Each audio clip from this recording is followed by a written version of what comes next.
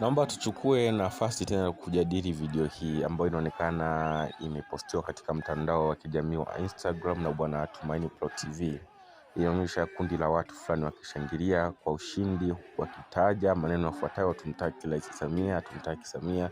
Inaonekana ilikuwa ni video ambayo imechukuliwa siku ya jana tarehe 9, na kulingana na maandishi ama na filter, naweza nikasema pia bana ambao amebandika mtumiaji wa akaunti inaonyesha kwamba kundi hili la watu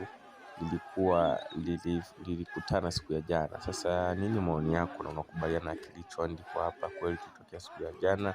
Na kama si hivyo ilikuwa tarehe gani, na hii video ni ya siku gani?